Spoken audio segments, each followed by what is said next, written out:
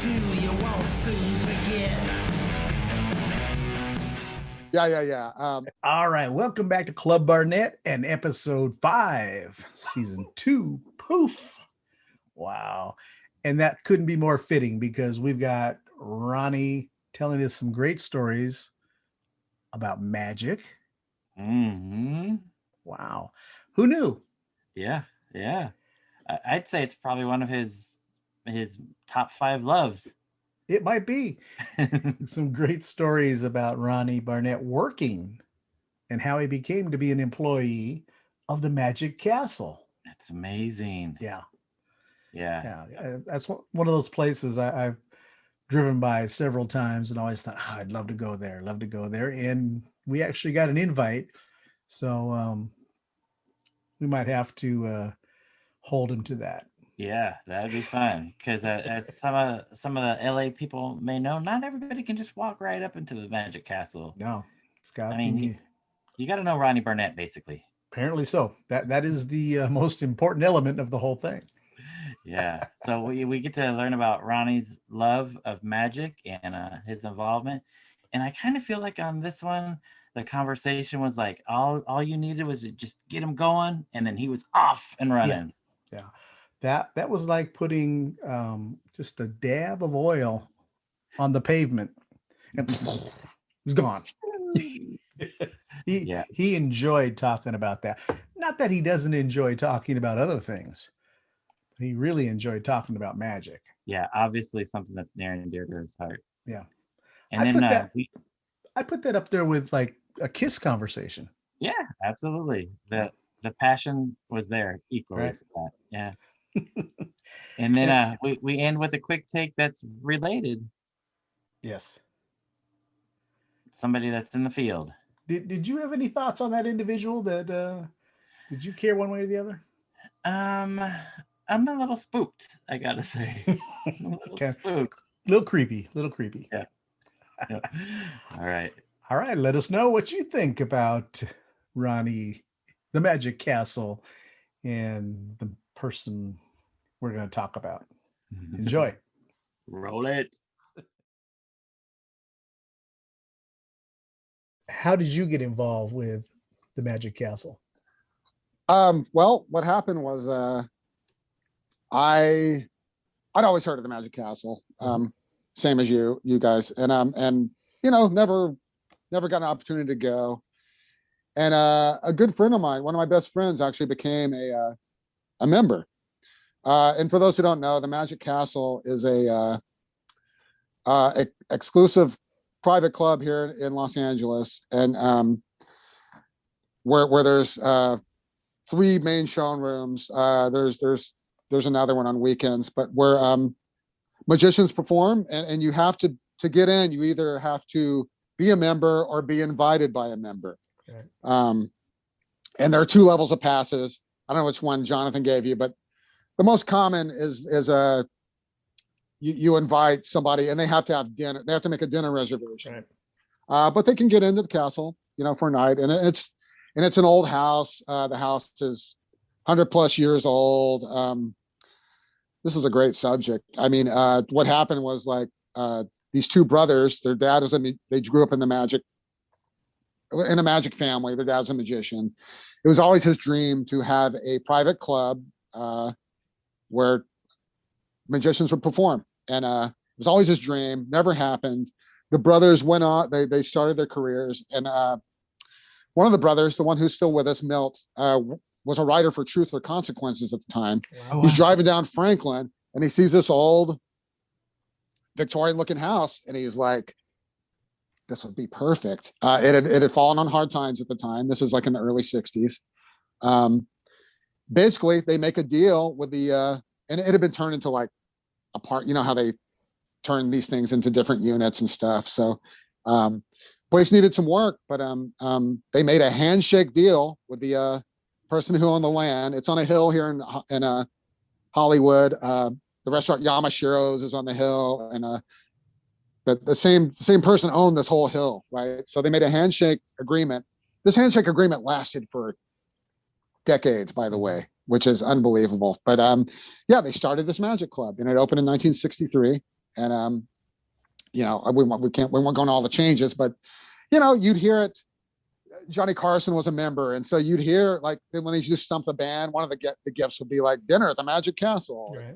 When Orson Welles would be on, Carson would be like, "Let's go have a drink at the Magic Castle after this." And Right. of course, by the time it aired, nobody would they would already have been come and gone. So, Right. what happened was I finally went. It was my girlfriend at the time, it was her birthday, so I hit up my friend and go, "Hey, I want to take. Can we do a night at the Magic Castle?" So we go to the castle, and you walk in, and there's an entryway. It looks like an old library, and basically there's an owl, and you say, "Open Sesame," the owl, and it opens, and you go into the club. As soon as I walked into the club and went to the main bar, I fell in love with just the surroundings. So that and then of course fell in love with seeing the magic. I recognized immediately, like, this is a performing art. Like, this is like, magic has a bad reputation with most people. They think of like, boom, guys wearing billowy shirts and gesturing and sawing people in half. And yeah, it is that, sometimes. But it's like, I basically I started going there with my friend like once a month. That led to once a week. Because the performers change every week, and that led to me getting magic lessons there for my birthday, which makes you a temporary member, which led to me becoming a magician member, which meant I had to audition.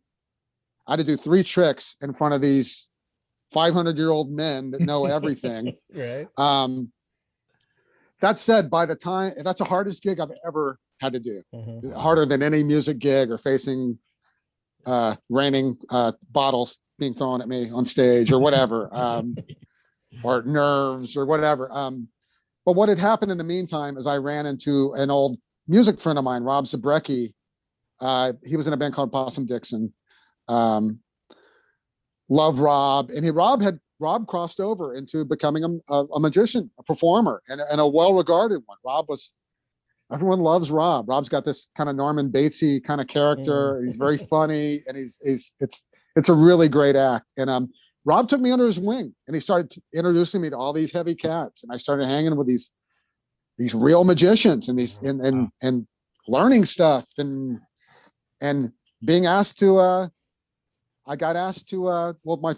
My first time in the big room in the castle was part of a slideshow. It was the Castle Ghost, and these 3 magicians like had this kind of concept, and Rob was one of them. And there's a slideshow talking about it, and you see me looking at a book in the library with these ghosts looking over my shoulder. That was my first appearance, and then I got asked to assist in this classic, the original, like this Howard Thurston. He's a famous old magician. His original sawing of a woman in half. I got asked to assist as an audience member by this guy Jim Steinmeier. Jim Steinmeier used to work for Doug Henning. A famous magic illusion is making the Statue of Liberty disappear. Mm-hmm. Jim Steinmeier that's his trick. Like David Copperfield did that on TV. So anyway, I started hanging with people like that. So by the time I did my audition, I'd been around the castle so long that like most people thought I was a member already. And but I did my audition. I did well. I had some funny lines. That's a big thing. But as far as this performing art thing, and I know I'm talking a lot about this, Rob told me, like, look, it's like music. Like there's like Red Cross, and then there's like these shitty bands. You know what I mean? And that's how it is. Like some guys are better than others. Some guys are more original than others. Some people don't do complicated magic, but they have an entertaining act. Some people have complicated magic, but they're not entertaining, So I never thought I was going to be a performer, or anything, because I respect the art too much, and it takes a long time to develop. It really does. That's the thing with the people having the low opinion. They knew I was a magician member, and they assume that I'm just performing there. And it's just like, no, it takes a long time. Forever a student. Yeah. So this night I auditioned. I made it, right? And meanwhile, my girlfriend at the time had met this other magician, and they hit it off. And he's like, I got to show you this trick later. So later we're hanging around. I made it and everything. And this magician comes around. He's like, hey, you guys come downstairs. And there are parts of the castle where if you're a magician member, you can perform in front of groups of people if you choose to. They trust you with that. So this guy, we go down, we watch. There's like 20 people watching. And then after he finishes, he goes like, let's hear a round of applause for Ronnie here. He made it as a magician member tonight. And Ronnie, you want to come here and do something? Totally puts me on the spot. But I went there, I sat down, I did one trick, and I fooled everybody, and I got a round of applause, and it was amazing. It was amazing. Nice. So yeah, I was a magician member for about 10 years, and that's great. Basically, I stopped because the club it's changed, and I used to go and hang out, close the place, be at the bar, gossiping. I'd get my keys handed to me from the valet every night, and it was a blast. And basically, to survive, they had to basically more lay people, as we call you, were getting in, and I just got tired of waiting in line and seeing magicians perform for drunk people, because that's what happens when you get people that don't respect magic in the club. You get them drunk, and you get them talking, and you get them, and it wasn't worth it to me. And the dues kept going up, and so that said, I have friends. I can get us all in. We'll do a Magic Castle night, you guys. Yes. It's not back open yet, but things are slowly reopening here in California. So, yes. So one thing about the magician is the assistant is just as important, if not more important, than the magician.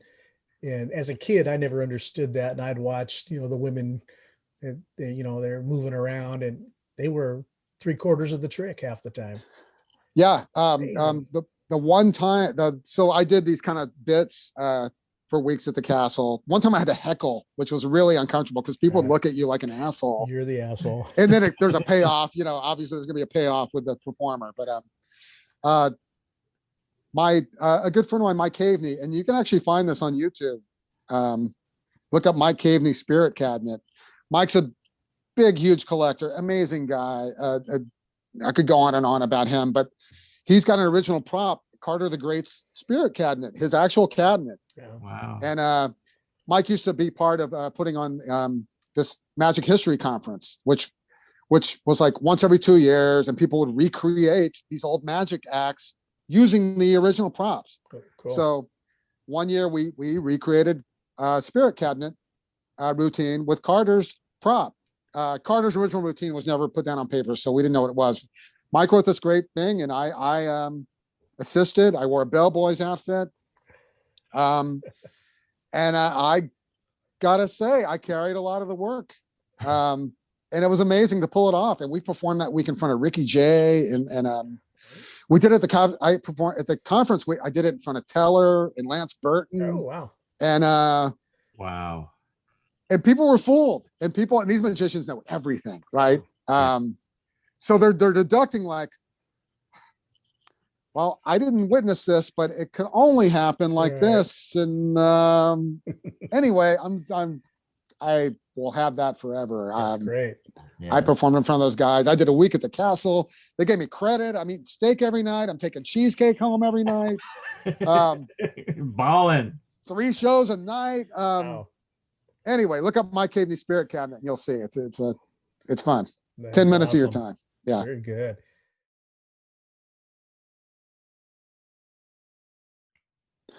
Chris Angel,